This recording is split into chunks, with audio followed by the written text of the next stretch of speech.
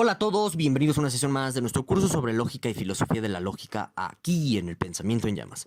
Y bueno, pues en esta ocasión nos vamos a meter al debate y a la reflexión filosófica en torno a qué es esto de una verdad lógica o la verdad lógica en general, si es que existe, si es que no existe, si es que dice algo sobre la realidad, si es que dice cosas banales, triviales, etcétera. Ya lo iremos viendo a lo largo de esta sesión, porque bueno, quizá algunos ya lo puedan ir viendo.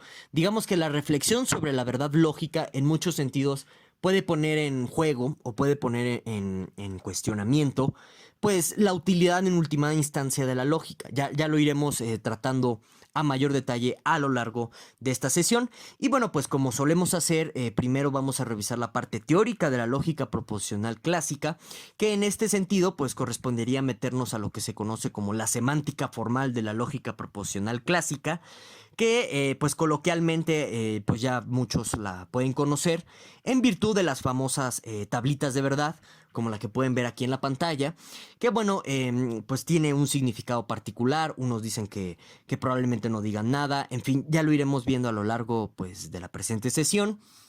Y ya sin más, antes de comenzar, nada más me gustaría dar un enorme agradecimiento a todas aquellas personas que decidieron unirse como miembros del canal, porque pues es gracias a sus contribuciones monetarias que el pensamiento en llamas puede seguir existiendo, y también pues esta oferta pública de cursos de filosofía. Entonces, un enorme agradecimiento para ellos. También agradezco a todas aquellas personas que han decidido darle continuidad y seguimiento a las presentes sesiones, porque pues es gracias a ustedes que pues se hacen estos cursos, o son las personas para las que se hacen en concreto todos estos cursos. Entonces, muchísimas gracias por el seguimiento. Bueno, entonces, primero que nada, habría que partir con el hecho o la circunstancia de que lo que ya ahorita venimos manejando en lógica contemporánea, es decir, la lógica simbólica, no la de Tomás de Aquino y estos personajes tomistas, bueno, es en concreto estamos manejando la noción de verdad lógica como veritativo funcionalidad. ¿Qué es esto? Bueno, ahorita más adelante lo iremos detallando, pero es importante por cuestiones contextuales que partamos de que pues todo lo que estamos analizando aquí, y como les decía, pues ya la noción de verdad lógica que se está utilizando en lógica contemporánea proviene de Alfred Tarski, perdón, que pues aquí en la pantalla pueden ver el libro más, uno de los libros más emblemáticos de él, a mi consideración, por supuesto, en donde pues también se pueden explicar de una mejor manera muchas de las cosas que vamos a detallar y revisar en esta sesión, ¿de acuerdo? Entonces también les recomiendo ese librito de Tarski. Bueno, entonces, ¿qué se está entendiendo por verdad lógica en términos de la veritativo funcionalidad? Bueno, pues se está entendiendo que primero que nada una noción o una idea formalizada de lo que se suele conocer como verdad por correspondencia. ¿Qué es esto de la verdad por correspondencia? Bueno, pues no es más que, por ejemplo, si yo digo, aquí hay un perro, bueno, para que ese enunciado sea verdadero, pues tiene que existir el hecho de que en efecto haya un perro, ¿no? Bueno, entonces eso, en términos muy generales, es la verdad por correspondencia. Y digamos que es algo bastante intuitivo. Es problemático, como ya lo veremos a continuación, pero es un punto de partida bastante fiable, ¿no? Porque en algún sentido nuestras expresiones del lenguaje, ya sean las que se refieran a un mundo físico material como a un mundo abstracto conceptual, si ustedes son dualistas en ese sentido, bueno, al final del día son expresiones que refieren ya sea a un mundo abstracto conceptual, en donde por ejemplo está el concepto del amor, qué sé yo, y también nuestras expresiones del lenguaje como, no sé, hoy va a llover, pues se siguen refiriendo en concreto, corresponderían a un mundo material físico en concreto. Bien, entonces por eso quizá la noción de verdad por correspondencia en lógica no es problemática, y es pues un punto de partida bastante fiable porque recoge o captura la mayor cantidad de nuestras intuiciones lingüísticas sobre cómo funciona el lenguaje descriptivo en general, ¿de acuerdo? Al menos ese uso del lenguaje. Bueno, entonces esa es una de las peculiaridades de entender a la verdad lógica como veritativo funcionalidad, que se está formalizando, se tiene la intención de formalizar la idea de verdad por correspondencia, ¿de acuerdo? Bueno, ahora, una de las segundas peculiaridades de la verdad lógica como veritativo funcionalidad es que se van a introducir, ahorita lo vamos a ver a continuación, la idea de que hay una especie como de lenguaje objeto y de metalenguaje para que nosotros no lleguemos a nociones paradójicas de la verdad. Como les dije, a continuación lo vamos a checar. Pero digamos que es gracias también a Tarski que surge la idea de uso y mención en lógica, que esto es muy importante y muy valioso porque nos va a evitar caer en paradojas como la del mentiroso y en muchas paradojas de la verdad que están presentes en la Edad Media, etcétera, a partir de las cuales pues uno no se permite uno avances o desarrollos ulteriores ni en lógica ni en matemática por carecer de la idea del lenguaje objeto, de la idea de metalenguaje, de la distinción de uso y mención, etcétera. Bueno. Y también una de las terceras características más importantes de esto que nosotros podemos llamar como verdad lógica a partir de veritativo funcionalidad, de esa consideración, es que se están usando modelos para satisfacer fórmulas lógicas. Bueno, más adelante vamos a explicar qué es un modelo, ¿de acuerdo? Pero es importante que tengamos a la vista estas tres características de la verdad lógica como veritativo funcionalidad, porque pues son estas tres características de nuevo propias o que forman parte de la consideración contemporánea en lógica simbólica respecto a qué es la verdad lógica. Es decir, aquí no tiene nada que hacer Tomás de Aquino ni otros personajes teístas medievales, ¿de acuerdo? Bueno, entonces quizás sea pertinente que nosotros vayamos partiendo de qué es esto de una función de verdad, ¿no? Porque estamos hablando de la verdad lógica en términos de veritativo funcionalidad, ¿no? Bueno, entonces, la función en términos generales, sí, que bueno, quizás algunos comiencen a recordar sus clases de cálculo de la educación básica. Una función en términos generales es aquella que toma ciertos valores de un dominio para arrojar otros valores de un codominio, ¿no? Bueno, ¿qué es esto? En términos de función de verdad, sería aquella función, que toma un conjunto de valores de verdad para devolvernos uno y solo un valor de verdad. Y esto se puede entender de una mejor manera si ven ustedes a la pantalla, ¿no? Por ejemplo, lo que pueden ver aquí arriba, debajo de la definición, es pues la definición semántica de la conjunción, ¿no? O sea, cuando tenemos a una conjunción verdadera. Entonces, nos dice que la función sería esta V que está afuera del paréntesis en donde dice P y Q. Eso significa esa V afuera, que es una función. Entonces nos dice que esa función va a arrojar verdadero, o sea, nos va a devolver un valor verdadero, siempre y cuando, o sí, solo sí, la P sea verdadera y la Q sea verdadera, ¿no? Entonces gráficamente lo podríamos representar con estos dos ovalitos que pueden ver debajo de la definición formal, en donde ¿qué está ocurriendo?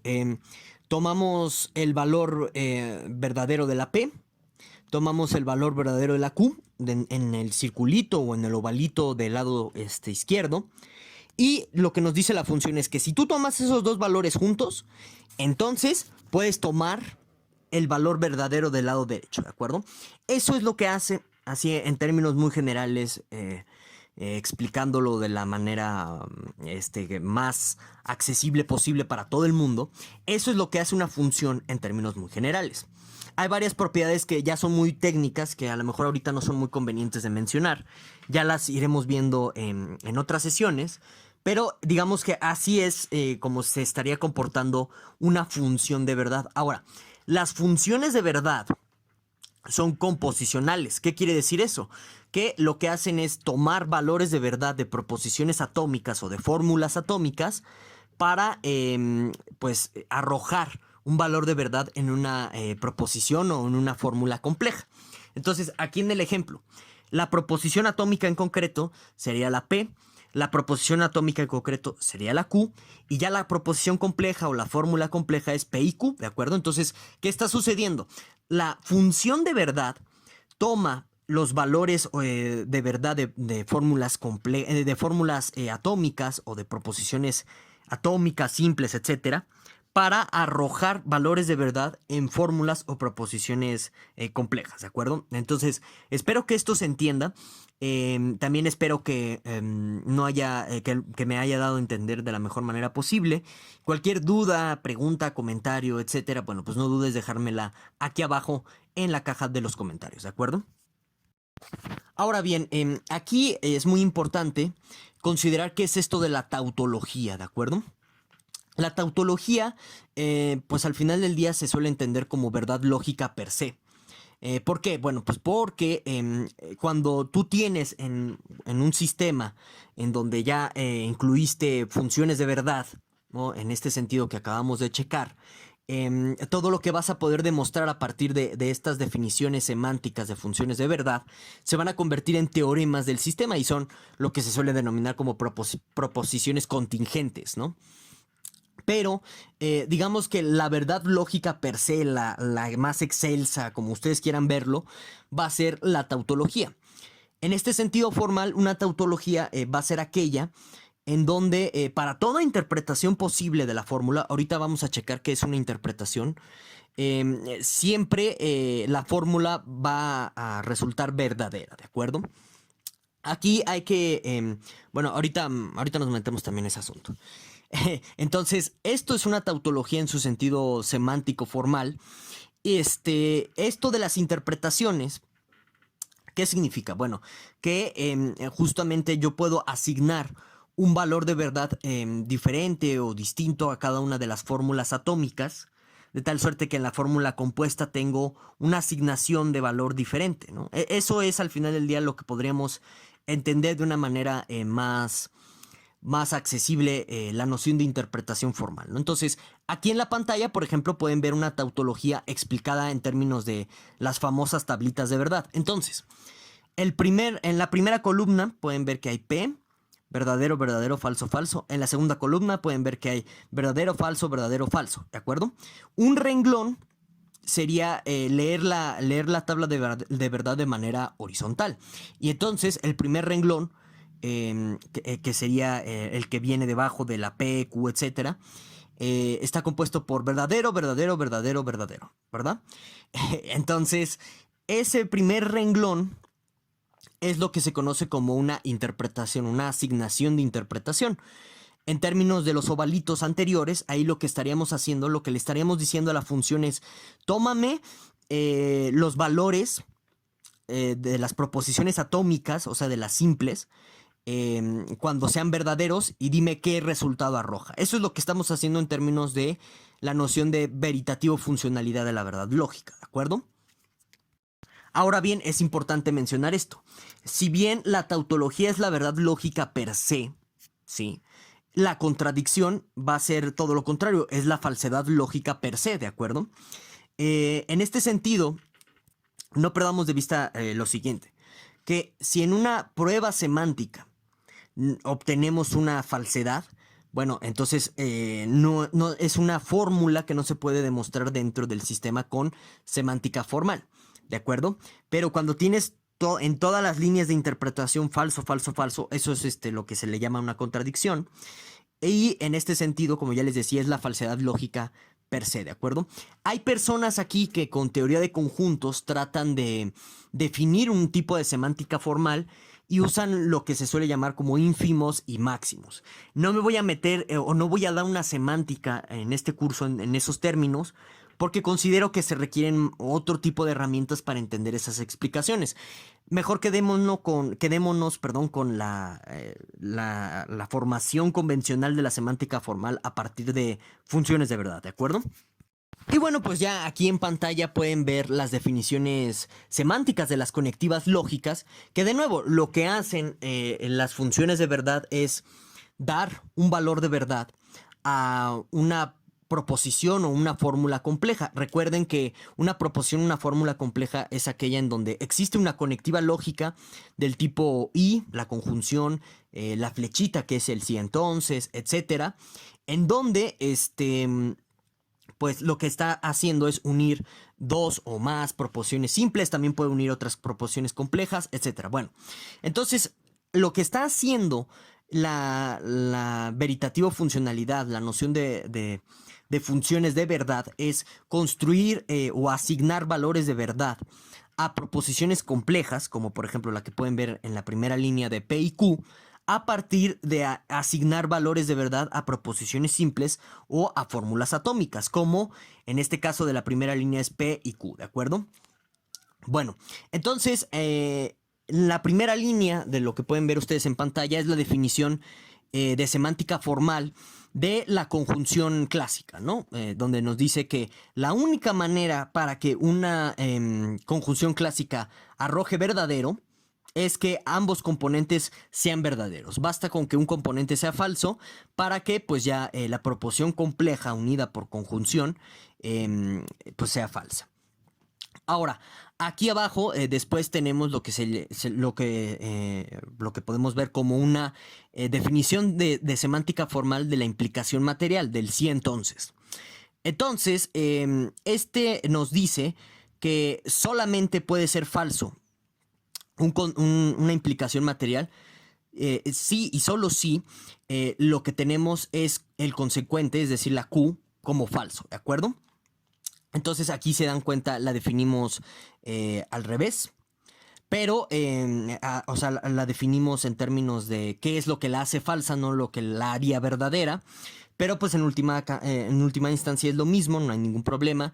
Digamos que cuando hacemos definiciones semánticas, tratamos de hacerlo de la manera más general posible, ¿de acuerdo? Y pues en el caso de la implicación material, hablando del único caso que la falsea, pues es la manera más general de definirla, ¿de acuerdo? Ahora, en el caso de la negación hay un enorme debate, por ejemplo, si es una proposición compuesta. Bueno, eso lo vamos a dejar para otra sesión posterior. Por el momento vamos a tomarla como una proposición compuesta.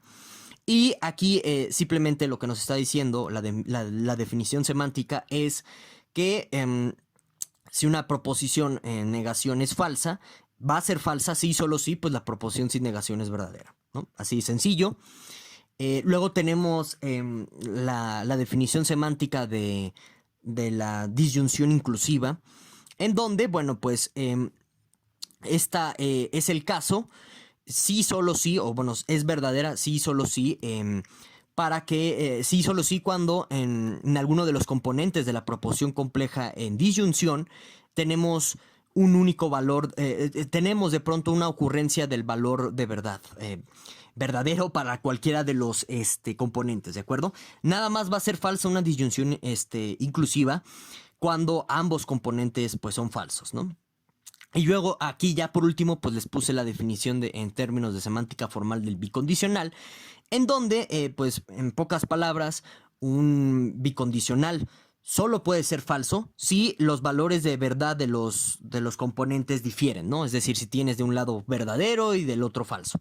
En ese caso tú tienes que el bicondicional es falso. Pero si tienes en los dos lados falso y en los dos lados verdadero, bueno, pues el bicondicional en automático es verdadero. Ahora bien, alguien podría preguntarse lo siguiente. Bueno, ¿y cómo sabemos que estas definiciones de semántica formal son verdaderas, no? Porque si yo digo, no, pues es que es verdad esto, en algún sentido estaría recurriendo a otra teoría de la verdad diferente para que fuera el caso este. Incluso si ustedes se dan cuenta en las definiciones formales que tienen aquí en la pantalla, ustedes pueden darse cuenta de que estoy apelando, por ejemplo, al sí, solo sí, ¿no? Que pues es una conectiva lógica. Entonces ahí, ¿qué está pasando? Estoy dando las definiciones semánticas a partir de la misma definición semántica que yo estoy estableciendo aquí del bicondicional. Y aquí es donde entra la cuestión de los lenguajes objetos y de los metalenguajes. En semánticas formales podemos hablar en términos de lenguaje objeto y en términos de metalenguaje sin ningún inconveniente. ¿Qué es esto del lenguaje objeto? Bueno, pues simplemente va a ser un lenguaje que vamos a considerar en concreto, a partir del cual pues vamos a decir ciertas cosas de él. En este sentido, los metalenguajes lo que hacen es constituir un lenguaje que nos sirve para hablar de los lenguajes objetos. Entonces, estas definiciones formales están dadas en términos de metalenguaje. ¿sí? No en términos del lenguaje objeto. Entonces, a nivel de metalenguaje, yo puedo hablar de las proposiciones como si fueran lenguajes objetos, y en este sentido nunca me voy a meter a una paradoja del mentiroso ni nada por el estilo. Algunos suelen utilizar la cuestión del uso y mención. La mención se suele poner entre comillas aquello que se está definiendo para que no se confunda con el lenguaje que estamos utilizando en concreto, ¿no? Bueno, entonces, gracias a la cuestión de la diferencia entre lenguaje objeto y metalenguaje, nosotros podemos comenzar a evitar caer a paradojas de autorreferencia en términos generales, ¿de acuerdo? Y bueno, pues tenemos, por ejemplo, aquí vamos a demostrar mediante semánticas formales lo que para Tomás de Aquino, ¿no? Y los tomistas son los principios lógicos supremos, ¿no? Tan intuitivos que no pueden ser demostrables, etcétera. Los vamos a demostrar a partir de semánticas formales, ¿no? Entonces, un método efectivo para demostrar que pues hay tautologías en ciertas fórmulas, etcétera, es mediante pues las famosas tablitas de verdad, ¿de acuerdo? Bueno, pero aquí el detalle con las tablitas de verdad es que como tal no son pruebas semánticas, nada más son una ilustración, un diagrama que pues es muy didáctico, puede ser muy intuitivo, pero pues en última instancia no nos dice nada sobre cómo podríamos demostrar ciertas proposiciones, ¿de acuerdo?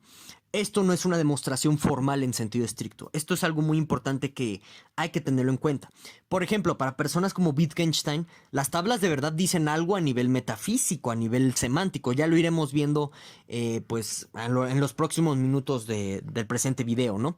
Pero no perdamos de vista eso, que no son pruebas semánticas, nada más son modelos didácticos para que la gente entienda, para que un escolar, un bachiller, etcétera, pueda entender qué es una tautología más que nada, ¿no?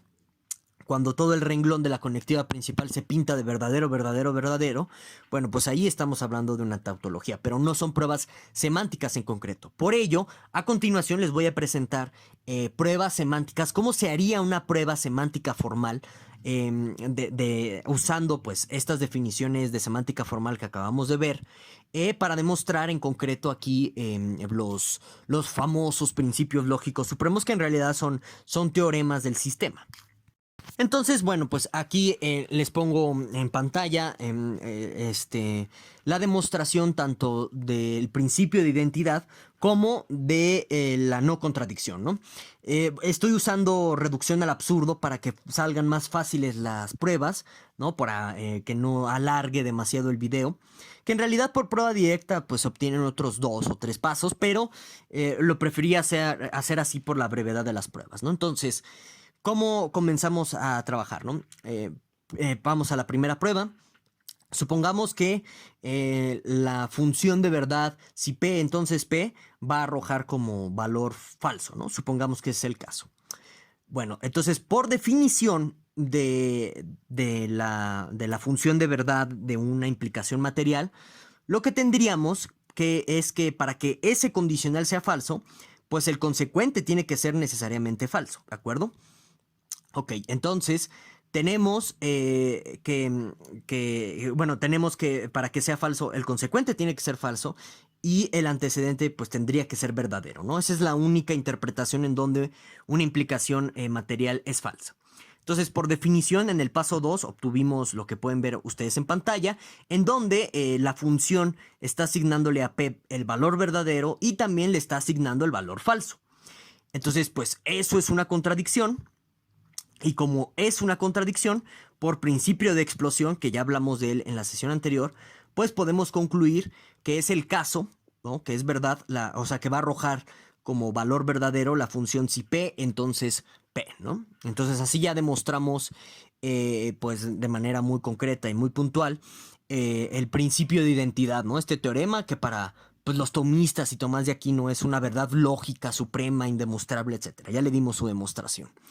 Ahora, aquí abajo tenemos la prueba semántica del principio de no contradicción, ¿no? Lo que se suele llamar como principio de no contradicción.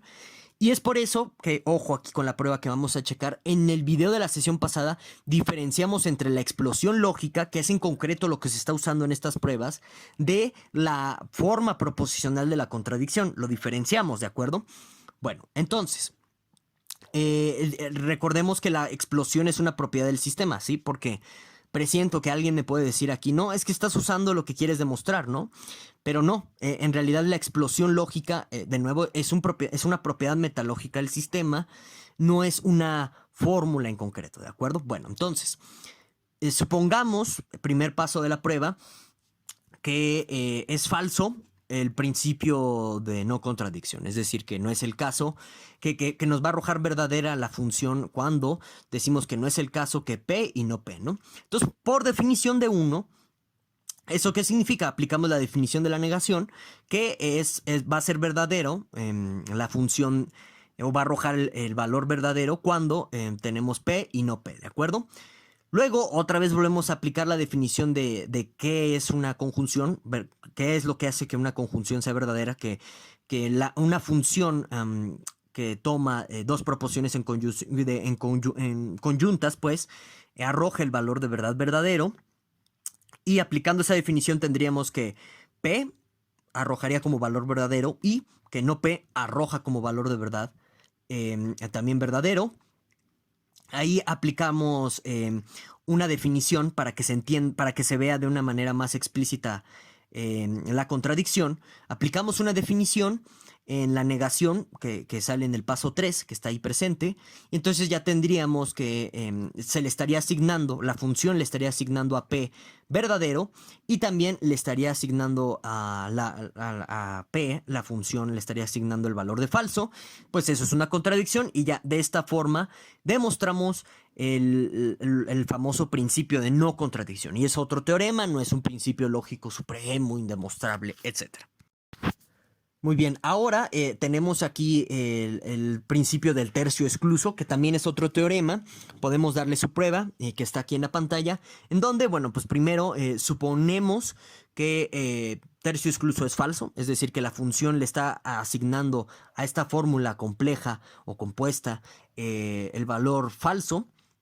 Entonces, por definición, en uno, para que una disyunción inclusiva sea falsa, bueno, pues tiene que suceder que cada uno de los elementos atómicos de esta proposición o de las proposiciones simples, pues tienen que ser ambos falsos. Y entonces tendríamos que la función aquí le está asignando a la P falso y también a la no P falso, ¿de acuerdo? Aplicamos una definición de la negación en el paso 2 para que se vea de manera más explícita la contradicción, y lo que tenemos es que la función le está asignando a P el valor verdadero y también que la función le está asignando a esa misma P el valor falso, ¿no? Entonces, pues eso es una contradicción evidentemente, y por explosión pues ya podemos concluir que el tercio excluso siempre va pues, a arrojar verdadero, ¿no? Lo cual mostraría al final del día que tercio excluso no es un principio lógico supremo, ni estas cosas tomistas de que es indemostrable y qué sé yo. Al final del día es otro teorema más dentro de la lógica simbólica contemporánea. Muy bien, ahora sí, pues vamos a la parte como filosófica de la cuestión que hemos estado analizando hasta este momento.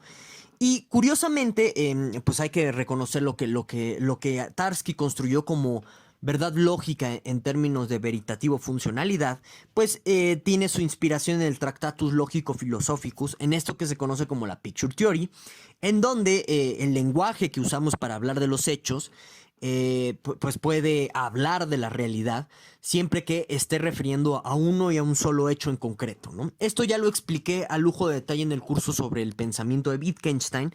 Si hay alguna duda aún así al respecto, si ya fuiste a ese curso y aún no te queda nada claro, pues me la puedes dejar aquí abajo en la caja de los comentarios. Bien, entonces el punto del Tractatus es que la tautología, o sea, la verdad lógica per se, no dice nada. ¿Por qué no dice nada? Porque las tautologías lo que hacen es, y eso se ve gráficamente gracias a las tablas de verdad, lo que hacen es llenan, entre comillas, el espacio lógico. ¿Qué significa esto? Que en realidad una tautología no está hablando de nada en concreto, sino que está hablando de, pues, de un conjunto de verdades que digamos que en la tautología es todo lo que se pinta de V, pero al final del día, por cómo funcionaría nuestro lenguaje según el primer Wittgenstein, eso no nos habla de un hecho concreto, sino que nos habla de una totalidad de hechos. Y tiene sentido porque las tautologías son pura forma, es decir, no hay un contenido. Las proposiciones contingentes, o sea, los teoremas, esas sí hablarían de cosas muy concretas, pero en sentido estricto no hay una manera concreta, precisa y específica en que una tautología esté hablando de un hecho en concreto. Entonces, esta es una objeción muy fuerte porque pone en tela de juicio que si la lógica en realidad puede usarse para demostrar grandes verdades o que si las verdades de la lógica dicen algo en última instancia, porque recordemos que la tautología es la verdad lógica per se, ¿no? Quizás las verdades contingentes, las teoremáticas, sí pueden decir ciertas cosas, pero digamos que la general, la máxima verdad lógica, esa pues no diría nada, ¿no? Bueno, entonces ese es un problema, esa es una objeción que se ha tratado de darle muchas vueltas, en fin, nada más se las pongo sobre la mesa para que ustedes lo reflexionen y me digan pues qué piensan al respecto si así gustan. Ahora bien, también hay un gran problema con el caso de la bivalencia lógica. Miren, como ustedes pudieron percatarse, las funciones meditativo-funcionales toman nada más dos valores de verdad, verdadero y falso. Ciertamente, esto de verdadero y falso en un término, en un sentido de semántica formal puede ser sustituido con unos y ceros, incluso hasta con caritas felices, no importa. El punto problemático en sí es que según la bivalencia clásica de la lógica proposicional, las fórmulas o las proposiciones, etcétera, solamente pueden referir a dos cosas, ¿no? Y se acabó. Sean unos y ceros, sean caritas felices, etcétera. Ahora, el problema es que esto, por ejemplo, si trasladamos los valores de verdad, ¿no? Si los traducimos en términos de verdadero y falso, es que esto no se ajustaría al tipo de certidumbre con la que solemos hablar cotidianamente. Por ejemplo, cuando yo les digo, oigan, ¿saben qué? No sé si voy a subir video mañana. Bueno, ahí estoy hablando de un hecho posible a futuro, como lo quieran ver ustedes, pero se está hablando de un hecho. Y el pronto aquí es que este matiz epistémico de no sé impide que ustedes puedan evaluar el enunciado en términos de verdadero y falso. Entonces aquí de pronto ya la lógica proposicional clásica ya comienza a verse limitada y nos abrimos paso o nos abriríamos, perdón, camino a lo que se conoce como la multivalencia lógica, que ya iremos revisando propuestas de lógicas multivaluadas, es decir, con más de dos valores de verdad, verdadero y falso, etcétera, en otras sesiones, ¿de acuerdo? Bueno, entonces estos son los dos problemas filosóficos que yo diría son más importantes, más impactantes, al menos desde mi perspectiva. Claro, otros les podrían decir que hay más problemas filosóficos relevantes o impactantes aquí. Pero bueno, hasta aquí lo vamos a dejar. Déjame en la caja de los comentarios todas tus dudas, objeciones, discusiones que quieras entablar, etcétera. Y bien, ya sin más, nos vemos. Hasta la próxima.